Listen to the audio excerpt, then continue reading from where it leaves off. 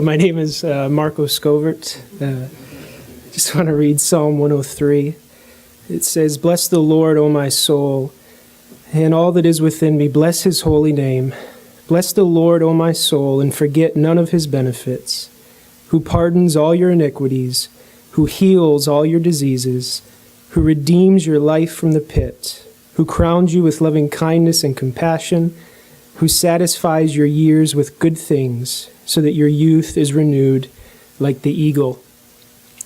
As I sat here and listened, came up here with 2 pages of notes, otherwise I'd be in trouble, but just decided to scrap them and just jotted down just a bunch of things that were flooding my mind as I listened to the men just testify to what the Lord's been doing and showing them. And so I just thought of all the benefits the Lord has done to me, all the things he's been teaching me, showing me here in seminary. I might just share a few of those in a little bit of time I have. And the first thing he brought to mind was just a taste of his sweetness while I've been here. I was probably saved about 3, maybe 4 years ago. And at first, there was a lot of doctrine being poured into me. The Lord was faithful to bring a man into my life who discipled me, and strong theological foundation. And maybe it was just my own immaturity, but as we were spending time, it was a lot of information, but I wasn't taking the time to really meditate and really filter it into my heart. And so it wasn't until I came out here to seminary that the Lord brought other older godly men into my life. And through their example and through the writings of other men, actually in Scripture, the Lord started to show me his joy, how he delights me, and how he satisfies me. And so it's been a pleasure to grow in that. He's also shown me my own sinfulness, particularly pride. I remember one day he gave me a sight of my sin when I was at home, so strong that I just began to weep, and came here to the seminary and went into the basement of the library and was just weeping on the floor. This wasn't, "Lord, am I called to ministry?" It was, "Lord, am I even saved?" And by his grace, he used that, as I'm sure he's done in your lives many times, to just strip me of any trust, any confidence in myself.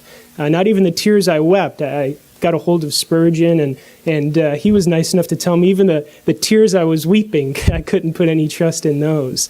And so just to look to Christ. And so he's shown me my own sinfulness, my own inadequacy, and in the light of that, his own compassion, his kindness, his faithfulness. He has been so slow and patient with me as I've been here, just dealing with pride, dealing with just other sin, and just teaching, constantly teaching, showing himself to be faithful in provision. He has provided so much financially, and it's been a lot of it through unbelievers. And so I know a lot of times I encourage others that it's through the body that the Lord provides, but he says that all the silver and all the gold is his, and that's not just in the body of Christ, that's everywhere.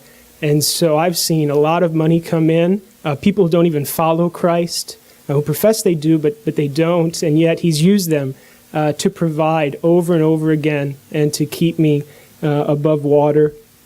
And also, he's been teaching me just the seriousness of pastoral ministry. Again, when I first came out here, I just had a lot of zeal, just wanted to preach. I came out of a small local church, spent a little bit of time there, and was burdened by the weakness of the teaching there.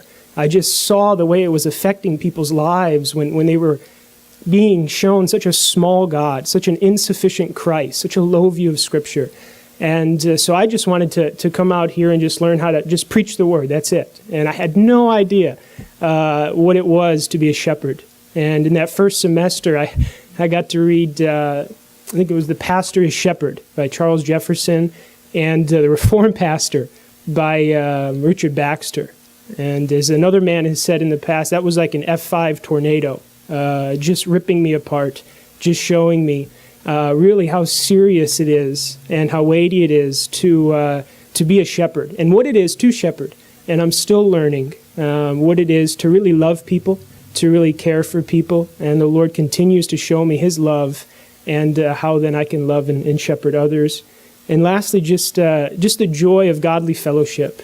He has surrounded me with many friends, many acquaintances, but really 2, maybe 3 really precious, choice brothers and older men. I would encourage you so much to surround yourselves with older, godly men, men who can show you what it is to be Christ-like husbands, what it is to be godly fathers, what it is to, even at the ages of 50 and 60, to be like little children, depending on our Lord, who will walk with you, who will pray for you, who will counsel you, who will hold you accountable, and who will model for you what it is to fear the Lord and to want to just honor Him in every aspect of life. So these are the things that the Lord has been just teaching me, and He'll continue to teach me, and I just am thankful to Him and trust that He'll be teaching you similar things as you continue to pursue Him and to pursue faithfulness in ministry.